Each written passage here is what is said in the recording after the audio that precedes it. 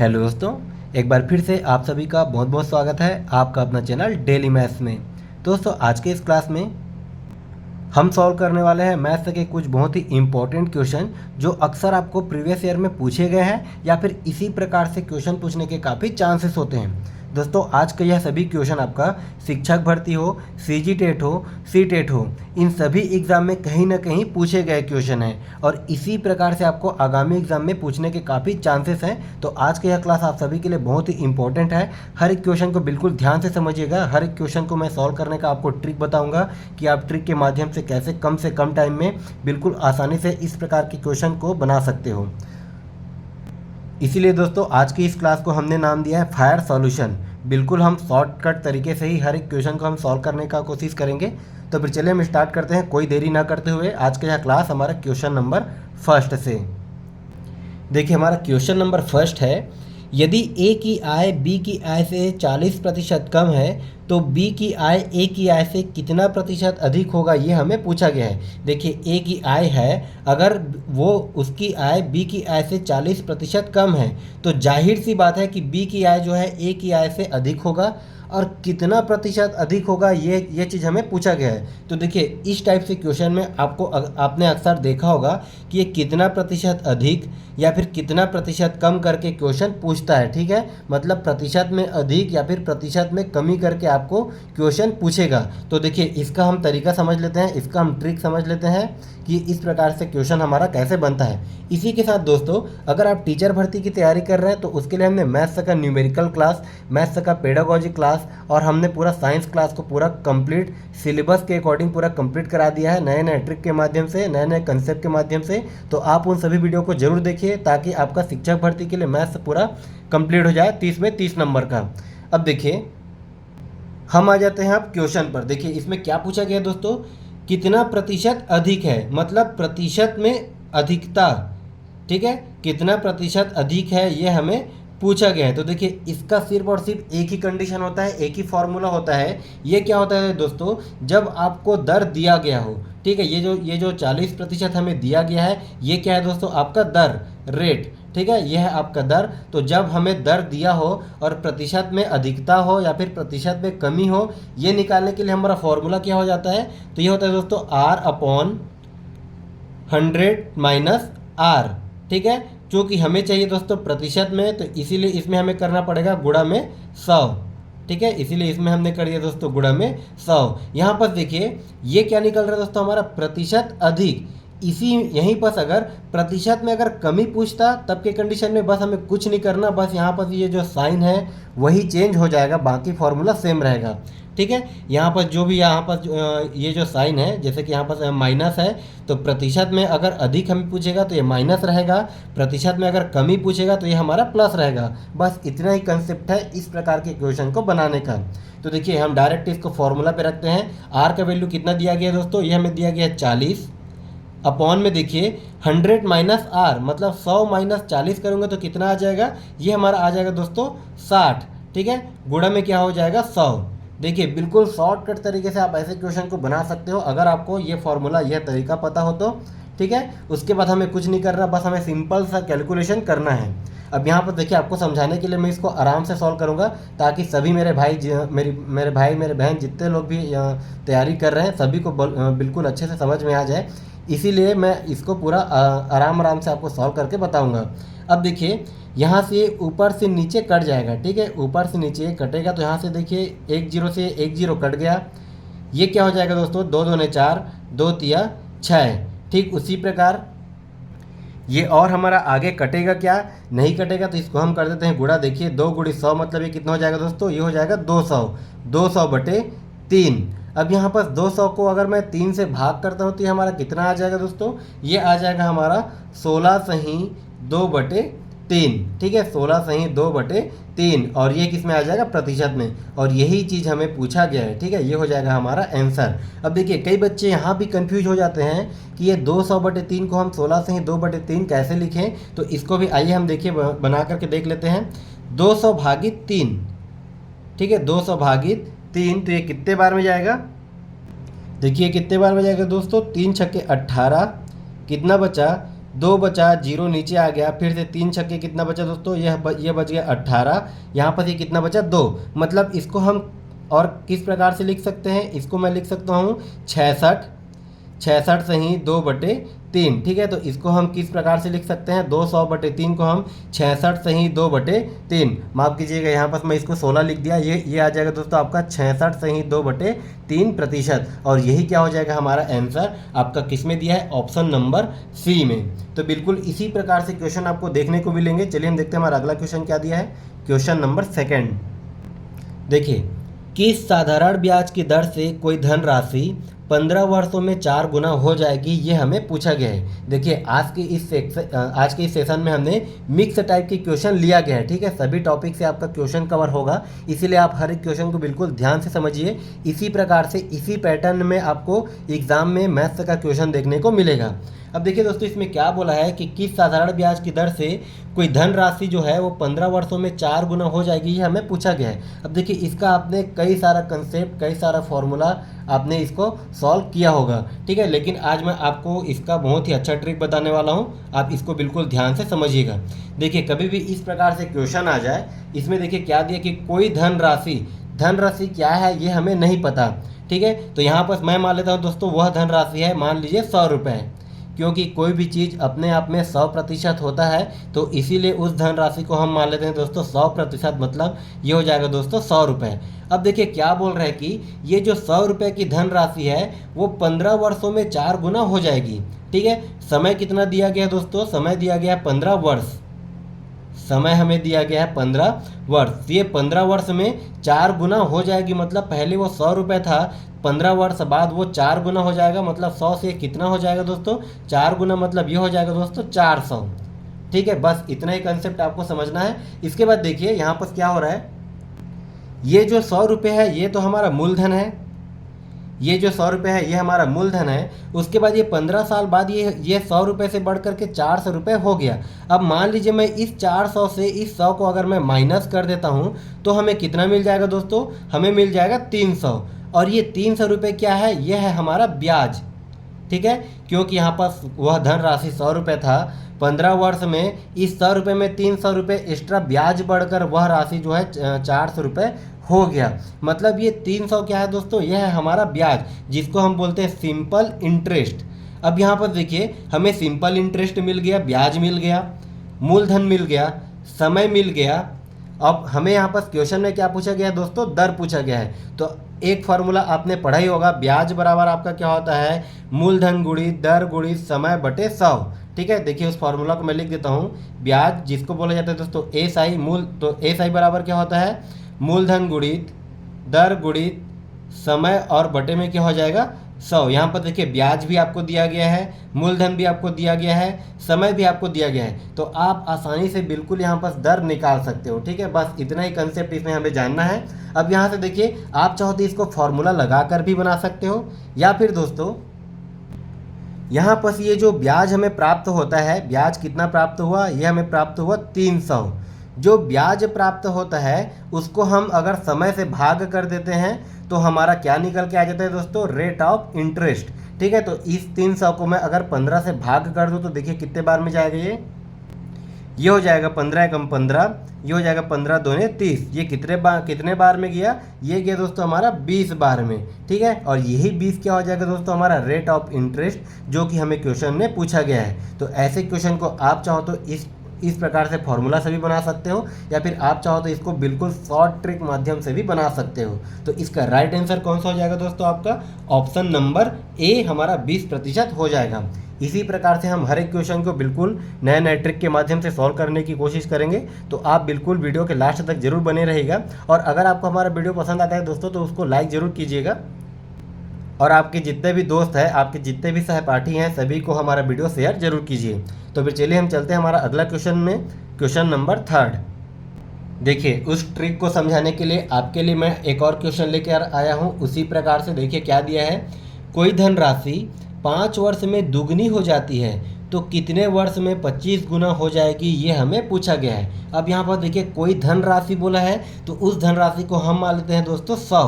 ठीक है, वह धनराशि मान लीजिए 100%, 100% होगा तो उसको हम मान लेते हैं 100। अब उसके बाद देखिए क्या बोला है, 5 वर्ष में वो दुगनी हो जाती है। ठीक है, 5 वर्ष में, कितने वर्ष में, 5 वर्ष में वो जो है 100 से 2 गुना बढ़ के कितना हो जाता है दोस्तों, ये हो जाता है 200। 5 वर्ष में वो 100 से बढ़ करके 200 हो जाता है, मतलब दुगना हो जाता है। तो यहाँ पर अगर मैं इस 200 से अगर 100 को अगर मैं माइनस करूँ तो कितना आ जाएगा, 200 में से अगर मैं 100 को अगर मैं माइनस करूँ तो कितना आएगा दोस्तों, ये हमारा आ जाएगा 100। और ये 100 क्या होता है दोस्तों, ये हमारा आ जाता है ब्याज। मतलब कोई भी धनराशि पहले 100 रुपये था, 5 वर्ष बाद उसमें ब्याज के तौर पे 100 रुपये और बढ़ गया, तो उसको कितना मिला दोस्तों, उसको मिला टोटल 200 रुपये। अब देखिए इसके बाद क्या दिया है कि कितने वर्षों में 25 गुना हो जाएगी वही धनराशि। ठीक है, जो धनराशि हमने पहले लिया था वही धनराशि अगर 5 वर्ष में दुगनी हो जाती है तो कितने वर्ष में 25 गुना हो जाएगी, ये हमें पूछा गया है। यहाँ पर देखिए धनराशि क्या है, आपका धनराशि है 100। अब यहाँ पर देखिए हमें समय नहीं पता, समय हमें निकालना है कितने वर्ष में वो 25 गुना हो जाएगी। अब यहाँ पर कितने वर्ष में 25 गुना हो जाएगी, तो यहाँ पर देखिए 25 गुना मतलब ये 25 गुना हुआ तो ये कितना हो जाएगा दोस्तों, ये हो जाएगा 2500। 25 गुना होने पर ये कितना हो जाएगा, 2500। अब इस 2500 से अगर मैं 100 को माइनस करूँ तो कितना आ जाएगा, हमारा ब्याज कितना आ जाएगा, तो ब्याज आ जाएगा दोस्तों हमारा 2400। ठीक है, तो 2400 ब्याज बनने पर कितना समय लगा, ये हमें क्वेश्चन में पूछा गया है। यहाँ पर देखिए एक बार और समझिए, कोई धनराशि अगर 100 रुपये था तो उसको 100 रुपये ब्याज बनने पर 5 वर्ष लगा, और 5 वर्ष में 100 रुपये ब्याज बन करके वह धनराशि दोगुना हो गया, 200 रुपये हो गया। वही धनराशि कितने साल में ये 2500 रुपये बनेगा, मतलब 25 गुना होगा।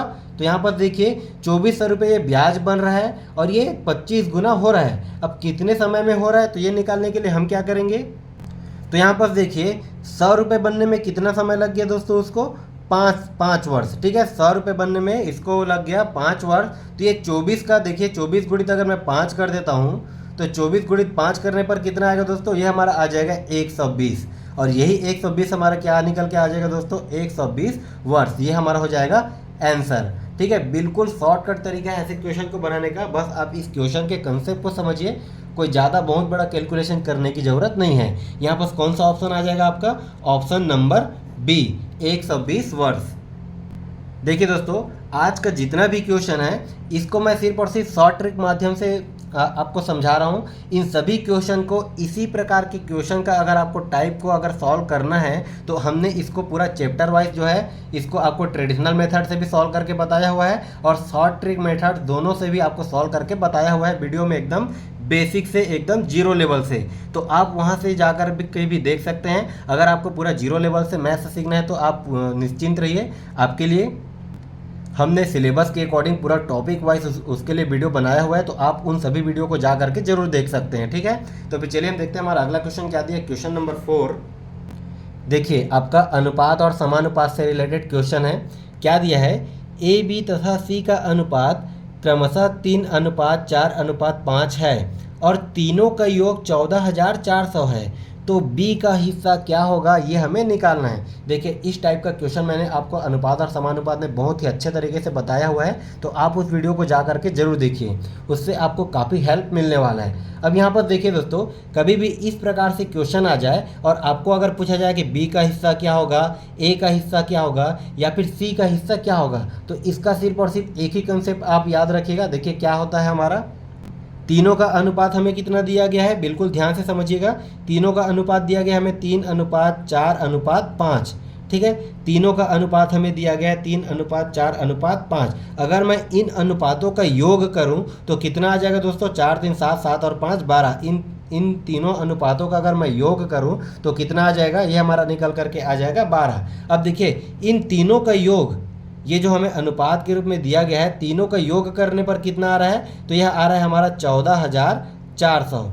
ये आ रहा है दोस्तों हमारा 14,400 और इन तीनों अनुपातों का योग कितना आ रहा है दोस्तों, 12। तो मैं इस 14,400 से अगर मैं इस 12 को भाग कर दूं, ठीक है, मतलब मैं इस 12 से 14,400 को अगर मैं भाग कर दूं तो हमारा कितना आ जाएगा। देखिए ये 12 कम 12 और ये कितने बार में जाएगा दोस्तों, 12 बार में, और यहाँ पास ये डबल जीरो, मतलब इसको 14,400 को अगर मैं 12 से भाग करता हूँ तो हमारा क्या आ जाएगा दोस्तों, ये आ जाएगा 1200।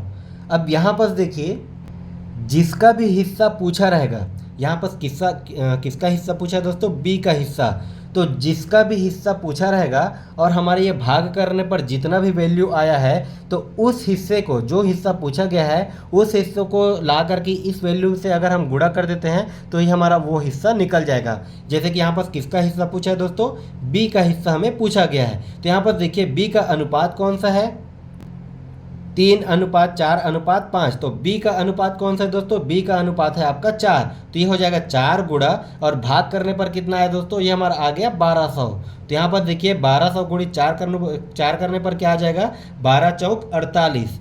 ये हमारा आ जाएगा दोस्तों 12 चौक 4800। मतलब बी का हिस्सा कितना हो जाएगा दोस्तों, 4800। ये हो जाएगा हमारा आंसर। आपका किस ऑप्शन में दिया गया है, ऑप्शन नंबर बी। मान लीजिए यहीं पर अगर आपको पूछा जाता कि ए का हिस्सा क्या होगा, ठीक है, वैसे तो हमें क्वेश्चन में नहीं पूछा है, लेकिन अगर फिर भी अगर आप पूछ दिया जाता है तब के कंडीशन में, तो देखिए ए का अनुपात क्या है 3, तो हम कर देंगे 3 गुणा, ये कितना हो जाएगा दोस्तों 1200, 3 गुणा 1200। तो ये कितना हो जाएगा 12 तिया 3600। तो बी का हिस्सा हो जाएगा दोस्तों 4800, ए का हिस्सा हो जाएगा दोस्तों 3600। ठीक इसी प्रकार आप सी का भी हिस्सा निकाल सकते हो, 5 गुणित 1200। तो 1200 गुणित 5 करने पर कितना आ जाएगा दोस्तों, 12 पंच 60, मतलब 6000 आ जाएगा। इसी प्रकार से आपको जो भी हिस्सा पूछा रहेगा वो आप बिल्कुल आसान तरीके से, बिल्कुल शॉर्टकट तरीके से निकाल सकते हो। ये हो गया हमारा क्वेश्चन नंबर 4, अनुपात और समानुपात से रिलेटेड। चलिए हम देखते हैं क्वेश्चन नंबर 5 में क्या दिया है। देखिए क्वेश्चन नंबर 5 आपका बार वाला क्वेश्चन है, ठीक है। बार वाला क्वेश्चन से आपको कई बार शिक्षक भर्ती में, आपका हॉस्टल वार्डन में बार वाला क्वेश्चन से रिलेटेड आपको क्वेश्चन पूछे गए हैं। तो इस टाइप से भी क्वेश्चन आपके लिए बहुत ही इंपॉर्टेंट है, इसको आप बिल्कुल इग्नोर मत कीजिएगा। अब कई बच्चे देखिए क्या होते हैं, ओवर कॉन्फिडेंट में होते हैं कि इस टाइप से क्वेश्चन जो है हमसे बन जाता है, लेकिन अगर एग्जाम में आ जाता है तो वहाँ पर बच्चे जो है सिली मिस्टेक कर जाते हैं। तो ऐसा आपको नहीं करना है। आपके पास देखिए टाइम कम है, कंपटीशन ज़्यादा है, तो आप ज़्यादा से ज़्यादा प्रैक्टिस कीजिए। इतना प्रैक्टिस कीजिए कि आपको एग्ज़ाम टाइम ज़्यादा लोड लेने की ज़रूरत ही ना हो। तो आप ज़्यादा से ज़्यादा प्रैक्टिस कीजिए, खास करके मैथ्स वाला सब्जेक्ट में। तो देखिए क्वेश्चन नंबर 5 में क्या दिया है, 0.2 के ऊपर में बार, 0.5 के ऊपर में बार, धन 0.7 के ऊपर में बार, धन 0.8 के ऊपर में बार, इन सभी का योग क्या होगा, ये हमें पूछा गया है। तो देखिए दोस्तों बार क्या होता है, बार का मतलब, बार से आप समझ जाइए, बार जिसको हम इस प्रकार से डिनोट करते हैं, तो बार का मतलब क्या होता है दोस्तों, बार बार आना। जैसे कि यहाँ पर देखिए 0.8 दिया गया है, ये दिया गया, मान लीजिए सॉरी, ये हो जाएगा 0.8 और इस 8 के ऊपर में बार। तो इसका मतलब क्या हो जाएगा दोस्तों, ये हो जाएगा 0.888, ये इस प्रकार से होता रहेगा। ठीक है, देखिए बार से रिलेटेड क्वेश्चन मैंने आपको पूरा डिटेल में बिल्कुल शॉर्टकट तरीके से समझाया हुआ है। ठीक है, तो आप उस वीडियो को जा करके जरूर देखिए। इस बार से रिलेटेड आपका कई सारा क्वेश्चन बनता है, 3-4 टाइप का आपको क्वेश्चन बनता है, और ये 3-4 टाइप से रिलेटेड क्वेश्चन आपको शिक्षक भर्ती और सीजी टेट में पूछे भी गए हैं। ठीक है, तो आप उस वीडियो को जा करके देखिए, उसमें मैंने आपको सभी टाइप को बिल्कुल डिटेल में समझाया हुआ है। तो देखिए हम आ जाते हैं इस क्वेश्चन में। देखिए क्या दिया है, 0.2 के ऊपर में बार। तो देखिए दोस्तों 2 के ऊपर में बार दिया है, तो उसका मतलब क्या हो जाएगा, जितना हमें संख्या दिया रहता है उसको हम लिख देते हैं। तो ये हो जाएगा 0.2। तो 0 को लिखने का कोई ज़रूरत नहीं है, क्योंकि 0 सामने में है। तो यहाँ पर ये हो जाएगा दोस्तों 2, और जितने संख्या के ऊपर बार रहता है हम उतने बार क्या कर देते हैं, अपॉन में 9। ठीक है, तो यहाँ ये हो जाएगा दोस्तों 0.2 के ऊपर है बार, तो ये क्या हो जाएगा 2/9। धन, तो धन है तो धन, इसको हम एज इट इज लिख देते हैं साइन को। उसके बाद ठीक उसी प्रकार से हम इसको भी करेंगे, 0.5 के ऊपर है बार है, तो इसको हम क्या लिखेंगे 5/9।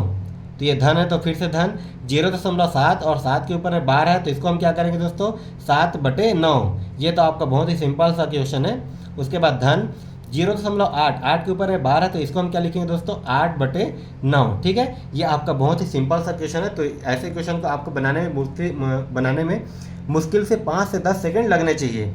अब यहाँ पर देखिए इसको हमें कुछ नहीं करना, सिंपल से ये भिन्न ग्रुप में हमें मिल गया, तो इन भिन्नों को हमें जोड़ देना है। अब यहाँ पर देखिए इन सभी को अगर मैं एक साथ जोड़ता हूँ तो ये क्या हो जाएगा दोस्तों, इन सभी का एलसीएम क्या मिल जाएगा मुझे, इन सभी का एलसीएम हो जाएगा 9, क्योंकि 9 सभी में समान दिया गया है।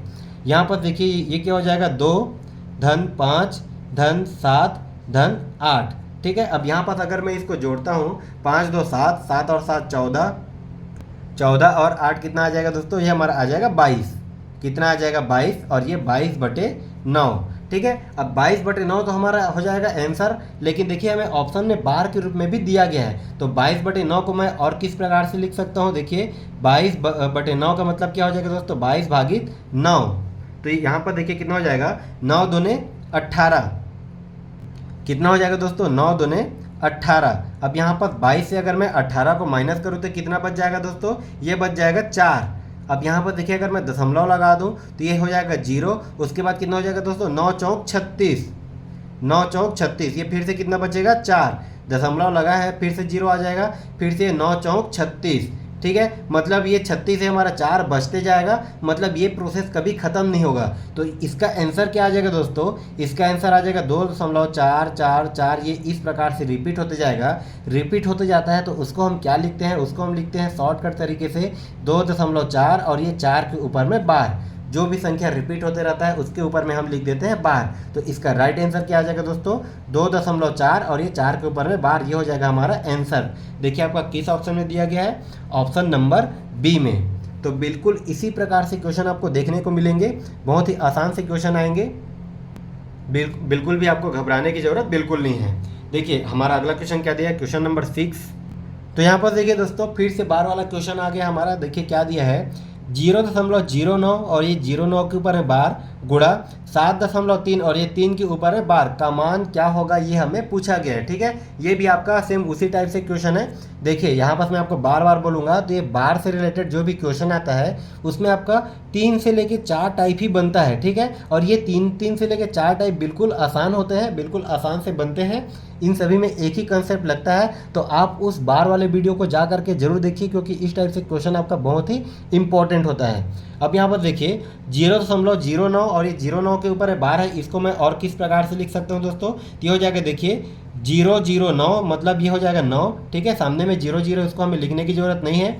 अब उसके बाद देखिए 2 संख्या के ऊपर है बार है, ठीक है। जितने संख्या के ऊपर है बार रहता है उतने बार हम कर देते हैं दोस्तों नीचे में 9, तो ये हो जाएगा 9/99। उसके बाद गुणा है तो गुणा, उसके बाद देखिए 7.3 के ऊपर है बार है, तो दशमलव के पहले वाले संख्या को हम एज इट इज़ लिख देते हैं। 7 को मैंने एज इट इज़ लिख दिया और 3 के ऊपर है बार, तो इसको हम कैसे सॉल्व करेंगे दोस्तों, इसको मैं लिखूंगा 3 और एक संख्या के ऊपर है बार है, तो ये हो जाएगा 3/9। बस हमें इतना ही करना होता है। इसके बाद ये सिंपल सा कैलकुलेशन है। यहाँ पर देखिए इसको एक स्टेप में और सॉल्व करता हूँ। ये क्या हो जाएगा, 9/99 गुणा, यहाँ पर देखिए 9 सत्ते 63 और 3 कितना हो जाएगा दोस्तों 66, तो ये हो जाएगा 66/9। यहाँ पर देखिए 9 से 9 कैंसिल हो गया। अब यहाँ पर ये 11×9 = 11 छक्के 66 और कटेगा आपका, यहाँ से देखिए 2 तिया 6, माफ़ कीजिएगा ये हमारा 2 से नहीं कटेगा, ये कितना हो जाएगा दोस्तों 3 दूने 6, 3 दूने 6 और ये 3 तिया 9। तो लास्ट में हमारा देखिए ऊपर में क्या बचा, ऊपर में बचा दोस्तों 2 और नीचे में क्या बचा, नीचे में बच गया हमारा 3। और 2/3 को हम और क्या लिख सकते हैं, इसको मैं लिख सकता हूँ दोस्तों 0.666, ये होते जाएगा, ठीक है। आप चाहो तो इसको भाग करके देख सकते हो। तो 0.66 ये बार बार रिपीट हो रहा है, तो इसको हम किस प्रकार से लिखेंगे, 0.6 और ये 6 के ऊपर है बार। तो इस क्वेश्चन का राइट आंसर क्या आ जाएगा दोस्तों, आपका ऑप्शन नंबर ए। चलिए हम देखते हैं हमारा अगला क्वेश्चन, क्वेश्चन नंबर 7। देखिए हमारा अगला क्वेश्चन है आपका एलसीएम एचसीएफ से, ठीक है। देखिए क्या दिया है, दो संख्याओं के एलसीएम और एचसीएफ का अनुपात 3:2 है और उनका गुणनफल 486 है, तो उसका योग क्या होगा, ये हमें पूछा गया है। अब देखिए एलसीएम एचसीएफ का कंसेप्ट क्या होता है दोस्तों, दो संख्याओं का गुणनफल इज इक्वल टू संख्याओं का एलसीएम गुणित संख्याओं का एचसीएफ। ये फॉर्मूला तो आपने पढ़ा ही होगा, लेकिन इसमें देखिए थोड़ा सा क्वेश्चन को घुमा दिया गया है। क्या दिया है कि दो संख्याओं के एलसीएम और एचसीएफ का अनुपात हमें क्या दिया गया दोस्तों, 3:2, ठीक है। ये हमें दिया गया 3:2। अब यहाँ पर देखिए चूंकि ये अनुपात के रूप में हमें दिया गया है, जैसे कि देखिए कोई भी दो संख्या है और ये आपस में अनुपात के रूप में हो, ठीक है। तो ये संख्या अगर देखिए अगर समान हो तो ये आपस में कट जाएंगे। अगर मैं समान मात्रा इसमें भी बढ़ा दूँ, समान मात्रा इसमें भी बढ़ा दूँ, तो ये जो है आपस में कट जाएंगे। मतलब दोनों में अगर मैं समान मात्रा बढ़ाता हूँ तो मतलब दोनों में जो है टोटल कितना बढ़ेगा, तो उसको हम एज इट इज़ मान सकते हैं। जैसे कि इसमें अगर मैं 5 का गुणा करता हूँ और इसमें भी अगर मैं 5 का गुणा करता हूँ, तो ये 5 और 5 जो है कैंसिल होकर एज इट इज़ आ जाएगा। मतलब यहाँ पर हम ऊपर नीचे सेम संख्या का गुणा कर सकते हैं। तो यहाँ पर देखिए दोस्तों, दो संख्या हमें पूछा गया है, ठीक है, दो संख्या में पूछा गया है, लेकिन उसका हमें अनुपात दिया गया है। संख्या हमें नहीं दिया गया है, उन संख्याओं का अनुपात हमें दिया गया है। तो वह दो संख्या हम मान लेते हैं दोस्तों, एक संख्या में हम मान लेते हैं 3x और दूसरा संख्या हम मान लेते हैं 2x, और ये हो गया दोस्तों इन दोनों का अनुपात, इन दोनों के एलसीएम और इसके एचसीएफ का अनुपात। ये हो गया हमारा 3x और ये हो गया हमारा 2x, मतलब ये हम x के रूप में मान लेते हैं। अब देखिए यहाँ पर क्वेश्चन में क्या दिया गया है कि इनका गुणनफल, तो यहाँ पर देखिए इनका गुणनफल अगर मैं करूँ तो ये कितना हो जाएगा, 3 दूने 6 और ये x के घात 2। इनका गुणनफल क्या हो जाएगा दोस्तों, ये हो जाएगा 6x के घात 2, ठीक है। और इनका गुणनफल कितना दिया गया है, ये दिया गया है 486, ये हमें दिया गया दोस्तों 486। तो यहाँ से मैं x की वैल्यू निकाल सकता हूँ। x बराबर क्या आ जाएगा, देखिए ये हो जाएगा दोस्तों 486 बटे में 6। यहाँ पर ये इसको अगर मैं कटा दूँ तो ये कितना हो जाएगा, देखिए 6 कम 6, 6 8 48 और ये 6 कम 6, मतलब x के घात 2 बराबर ये कितना आ गया दोस्तों, 81। तो यहाँ पर देखिए x बराबर कितना आ जाएगा, x बराबर आ जाएगा वर्गमूल 81, और 81 किसका वर्ग होता है दोस्तों, ये होता है 9 का वर्ग, मतलब x का वैल्यू कितना आ जाएगा, x बराबर हमारा आ जाएगा 9। यहाँ से देखिए हमें मिला दोस्तों x का मान। अब हमें क्या पूछा गया है, उनका योग, उन संख्याओं का योग, चूँकि वह संख्या हमने माना है एक संख्या 3x, दूसरा संख्या 2x, तो इनका योग क्या हो जाएगा दोस्तों, 3x धन 2x, यह तो इनका योग क्या हो जाएगा, 3 और 2 5x, ठीक है। इनका योग क्या हो जाएगा दोस्तों 5x, और हमें x की वैल्यू मिल गया है। तो यहाँ पर देखिए 5 गुणित x मतलब 5 गुणित 9, x की वैल्यू हम रख देते हैं तो ये कितना हो जाएगा 5 गुणित 9, 5 गुणित 9 और 5 9 कितना होता है दोस्तों 45, और यही क्या हो जाएगा हमारा आंसर। बस यहाँ पर आपको योग करके और ये गुणनफल करके थोड़ा सा कंफ्यूज करने का कोशिश किया गया है इस क्वेश्चन में। तो ऐसे क्वेश्चन को देख के आपको घबराने की जरूरत बिल्कुल भी नहीं है। इसका आंसर क्या हो जाएगा हमारे ये 45। देखिए आपको किस ऑप्शन में दिया गया, ऑप्शन नंबर डी में, ठीक है। बिल्कुल इसी प्रकार से हर एक क्वेश्चन को बनाइएगा, बिल्कुल आसान से बनेंगे हर एक क्वेश्चन। चलिए हम देखते हैं हमारा अगला क्वेश्चन क्या दिया है, क्वेश्चन नंबर 8। देखिए ये हमारा आ गया प्रतिशत वाले क्वेश्चन से, 50 का कितना प्रतिशत 40 होगा, ठीक है। बिल्कुल सिंपल सा क्वेश्चन है और सिंपल सा कंसेप्ट इसको बनाने का है। देखिए क्या बोला दोस्तों, 50 का कितना प्रतिशत 40 होगा, ये हमें पूछा गया है।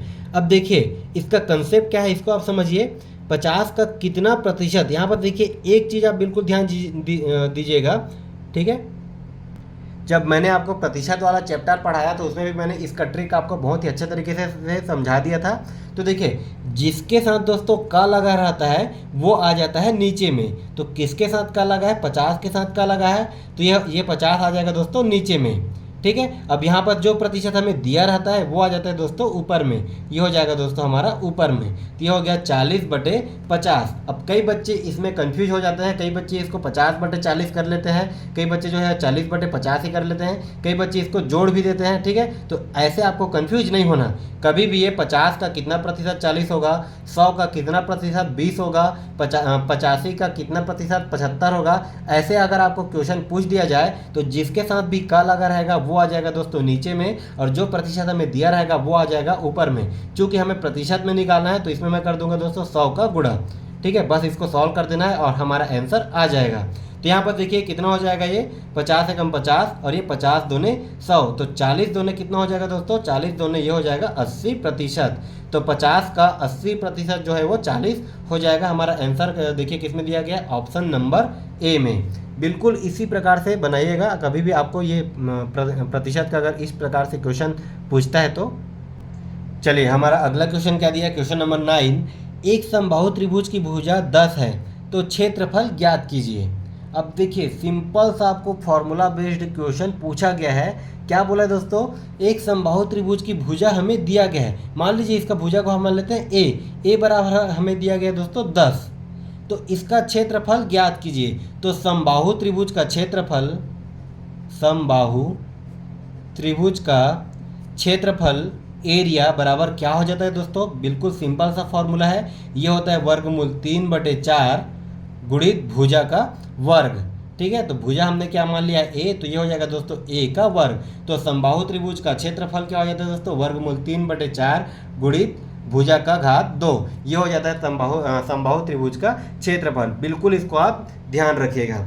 अब यहाँ पर देखिए डायरेक्ट हमें ए का वैल्यू दिया गया है, तो इसको हम डायरेक्ट फॉर्मूला पे रखते हैं और हमारा आंसर निकल करके आ जाएगा। तो ये हो जाएगा दोस्तों वर्गमूल 3/4 गुणा 1 घात 2, मतलब ये हो जाएगा दोस्तों 10 के घात 2। तो 10 के घात 2 को मैं और क्या लिख सकता हूँ, 10 गुणित 10। यहाँ पर देखिए इसको अगर मैं कटा देता हूँ तो ये कितना बार में जाएगा, 2 दूने 4, 2 पंछे 10, ये 2 एकम 2, 2 पंछे 10, तो 5 पंछे कितना हो जाएगा दोस्तों, ये हो जाएगा 5 पंछे 25, ये हो जाएगा 25 और ये वर्गमूल 3। इसको हमें इससे ज़्यादा सॉल्व करने की ज़रूरत नहीं है, ठीक है। ये वर्गमूल 3 का मान क्या होगा, इससे हमें कोई लेना देना नहीं है, क्योंकि ऑप्शन में देखिए आपको इसी प्रकार से आंसर दिया गया है। ये क्या हो जाएगा, 25 वर्गमूल 3 वर्ग सेंटीमीटर। ये हो जाएगा दोस्तों आपका ऑप्शन नंबर ए। चलिए हम देखते हैं हमारा अगला क्वेश्चन क्या दिया है। देखिए क्या दिया है, क्वेश्चन नंबर 10, किसी चतुर्भुज के चारों कोणों का अनुपात 2:4:6:8 है, तो सबसे छोटी कोण ज्ञात कीजिए। ये हमें पूछा गया, ठीक है, सबसे छोटी कोण हमें पूछा गया है। अब देखिए दोस्तों, अनुपात समानुपात का वही कंसेप्ट है जो अभी मैंने आपको क्वेश्चन नंबर 4 में बताया था, सेम कंसेप्ट हमें लगाना है। वैसे तो आपका अनुपात और समानुपात से रिलेटेड कई प्रकार के क्वेश्चन बनते हैं, तो सभी क्वेश्चन का बहुत ही अच्छा तरीके से, बहुत ही बेहतरीन कंसेप्ट, बहुत ही बेहतरीन ट्रिक मैंने आपको बताया हुआ है हमारे अनुपात और समानुपात वाले चैप्टर से में। तो आप उस वीडियो को जा करके जरूर देखिए। अगर आपको अनुपात और समानुपात नहीं आता तो उस वीडियो को देखने के बाद आपका अनुपात और समानुपात से रिलेटेड जितने भी क्वेश्चन पूछे गए हैं, चाहे कोई सा भी एग्जाम हो, आपसे वो क्वेश्चन सभी क्वेश्चन बनेंगे।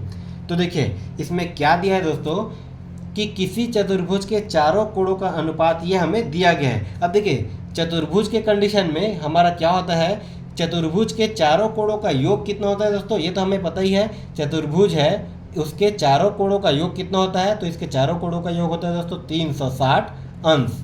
अब यहाँ पर देखिए इनका अनुपात क्या दिया गया है, तो इसका अनुपात दिया गया दोस्तों 2:4:6:8, ये हमें दिया गया है। अब यहाँ पर देखिए सेम कंसेप्ट हमें लगाना है, जैसा भी हमने क्वेश्चन नंबर 4 में देखा था।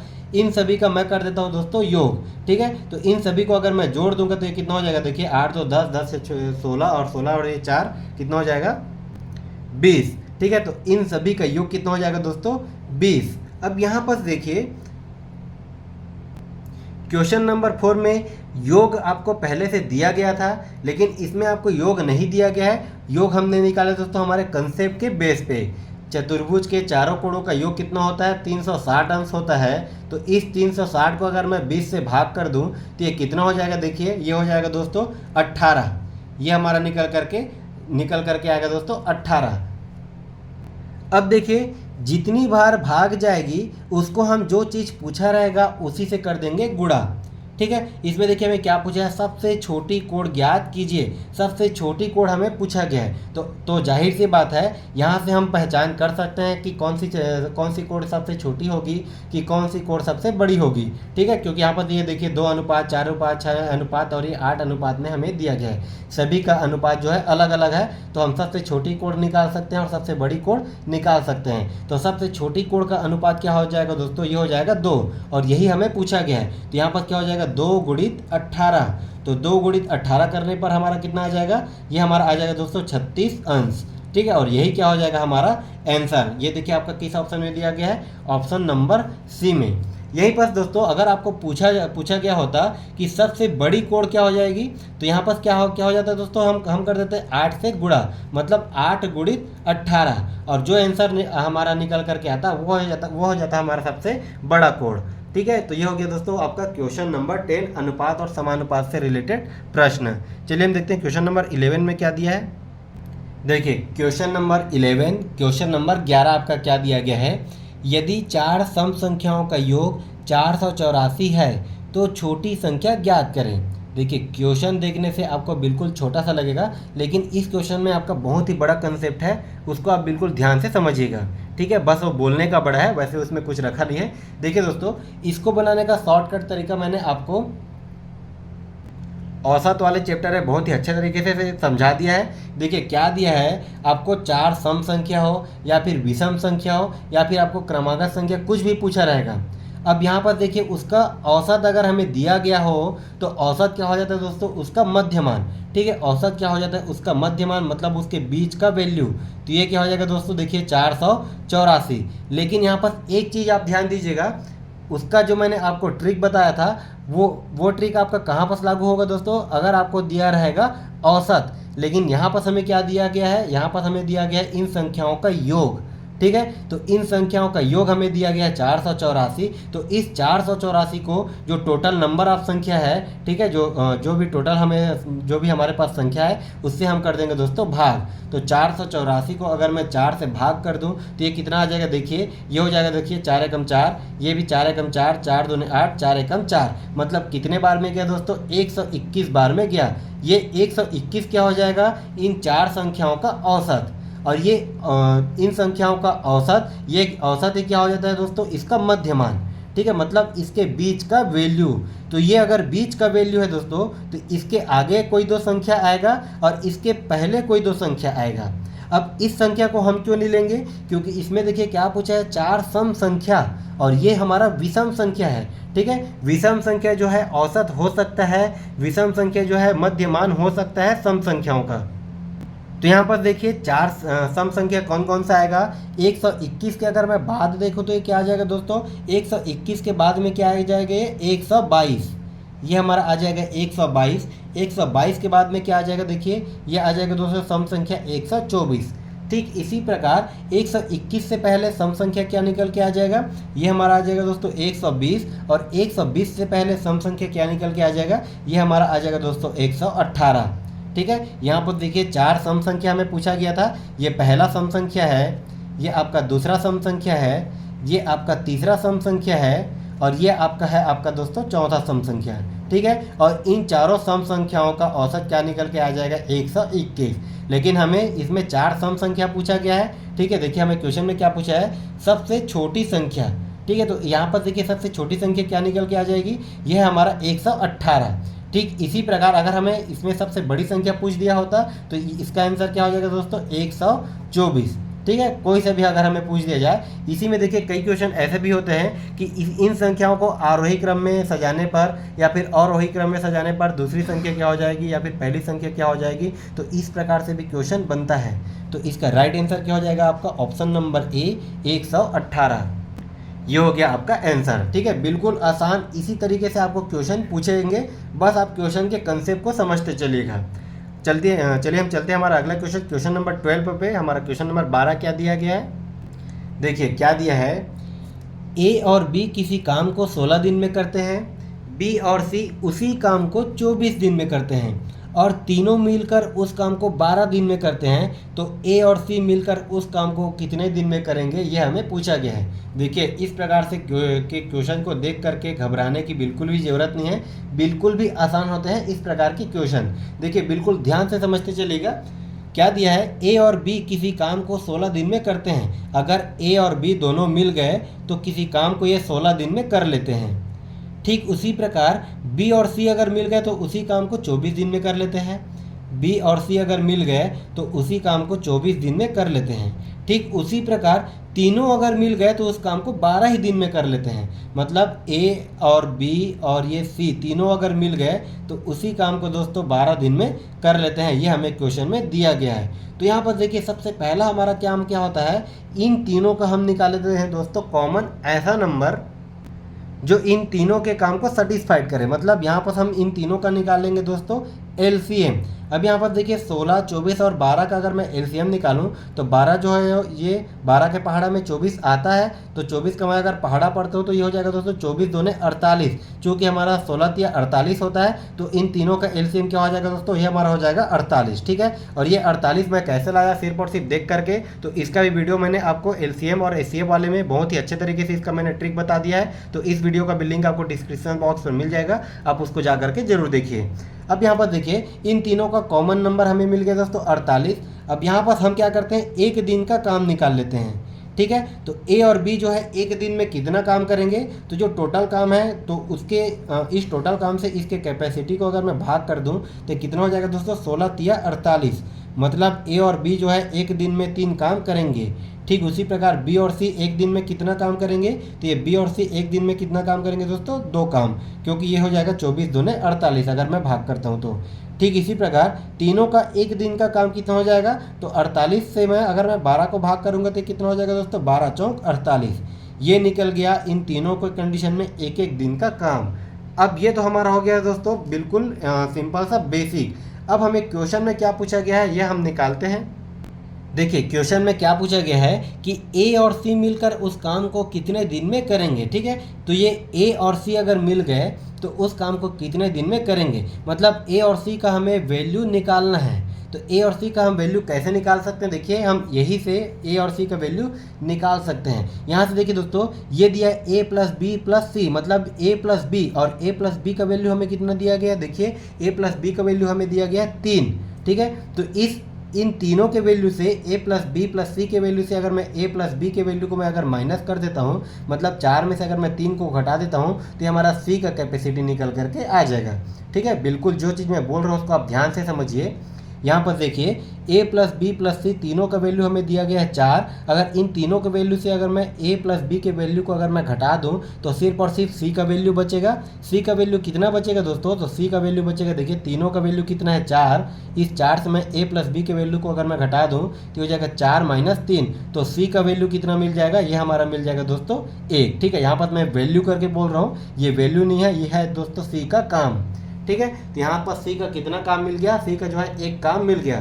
ठीक उसी प्रकार अगर मैं ए का भी निकाल सकता हूँ, देखिए बी प्लस सी का हमें दिया गया है, बी प्लस सी का कितना दिया गया है, बी प्लस सी का एक दिन का काम 2, और सभी का जो है तीनों का एक दिन का काम दोस्तों कितना दिया गया 4। तो इसमें 4 से अगर मैं 2 को माइनस करूँगा तो हमें ए का काम मिल जाएगा।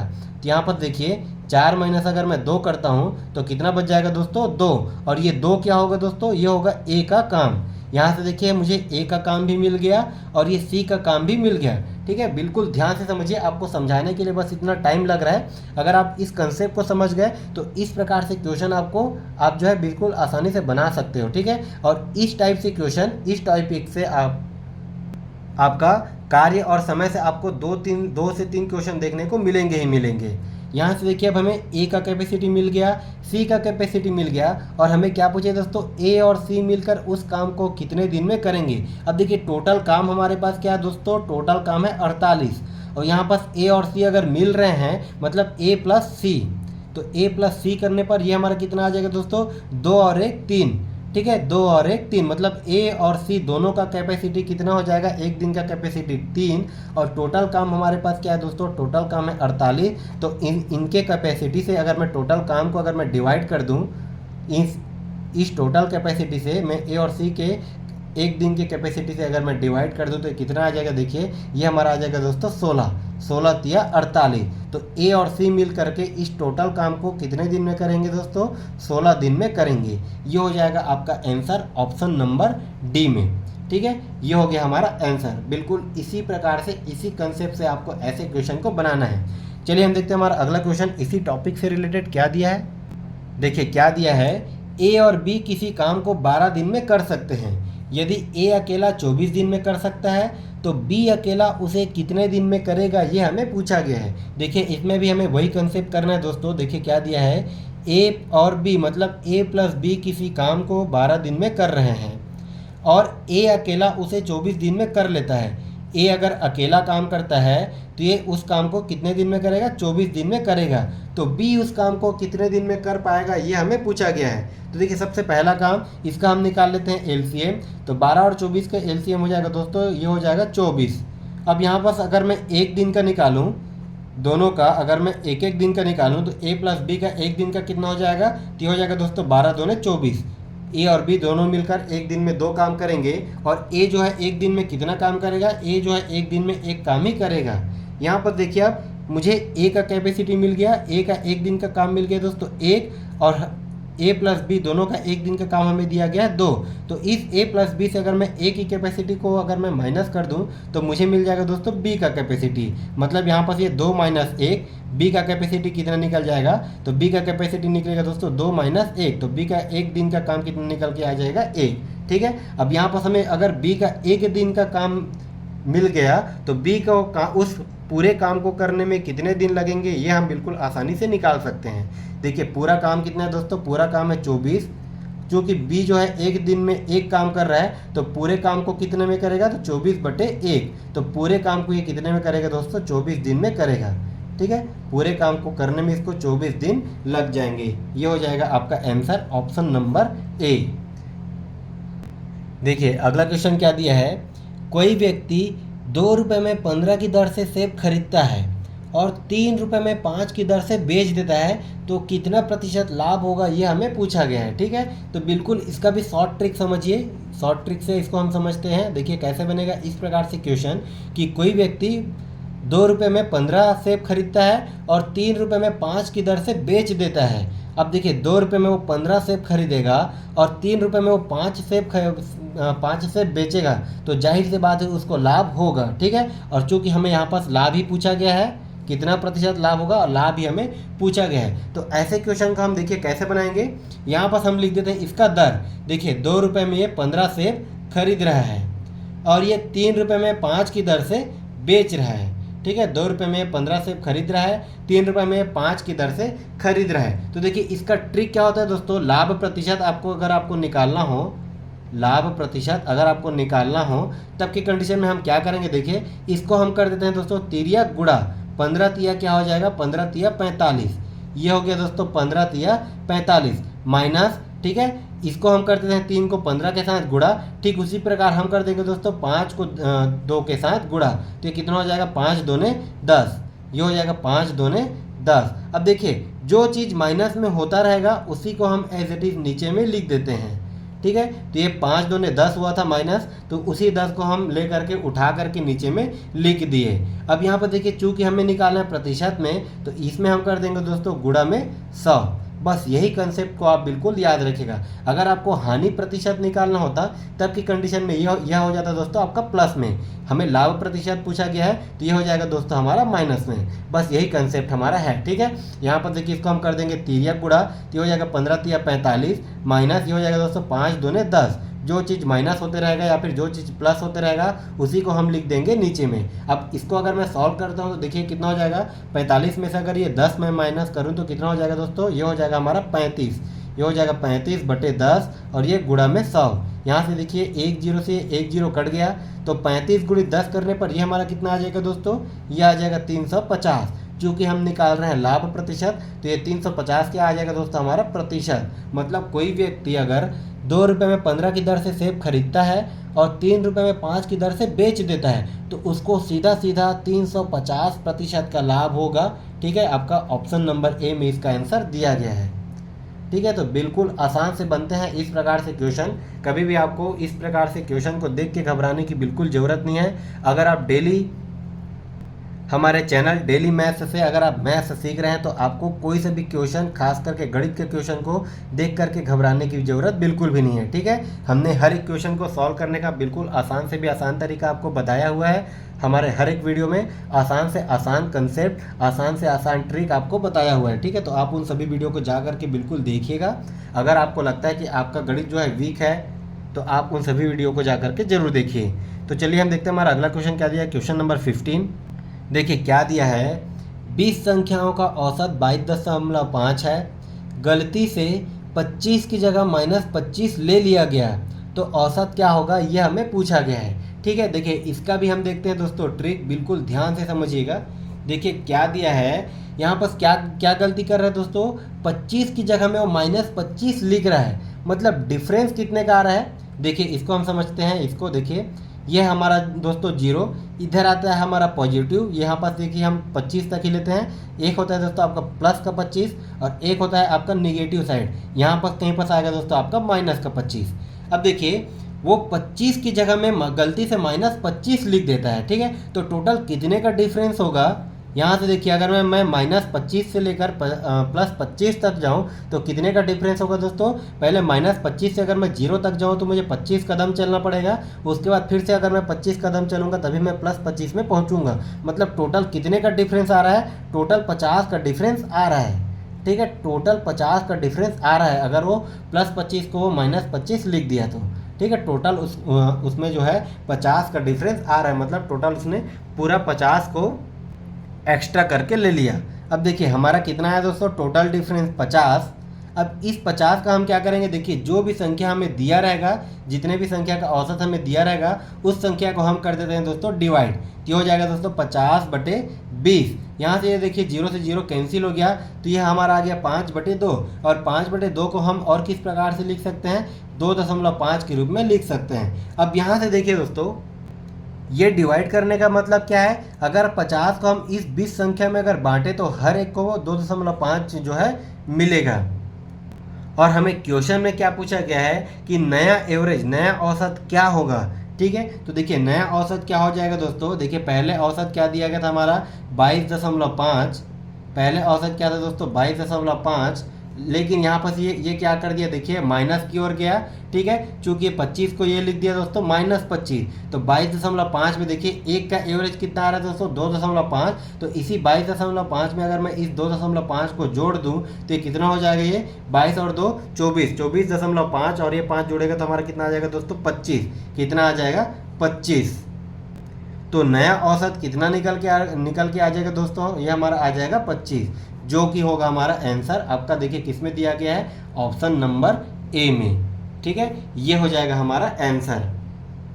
तो ये रहे दोस्तों आज का हमारा टॉप 15 क्वेश्चन। ठीक है, ये सभी क्वेश्चन आपको प्रीवियस ईयर में देखने को मिलेंगे और इसी पैटर्न में आपको आगामी एग्जाम में क्वेश्चन देखने को मिलेंगे। तो आप हर एक क्वेश्चन को बिल्कुल सीरियस लेकर के पढ़िएगा, हर एक क्वेश्चन को बिल्कुल ध्यान से समझते चलिएगा। इसी के साथ दोस्तों आपको हमारा वीडियो कैसा लगा हमें कमेंट करके जरूर बताइए। और अगर आपको हमारा वीडियो पसंद आए और अगर आप हमारे चैनल पर नए हैं तो हमारे चैनल को सब्सक्राइब जरूर कीजिए, साथ ही दूसरों को भी शेयर करते रहिए। तो फिर मिलते हैं अगले क्लास में एक नए टॉपिक और एक नए ट्रिक के साथ। तब तक के लिए धन्यवाद।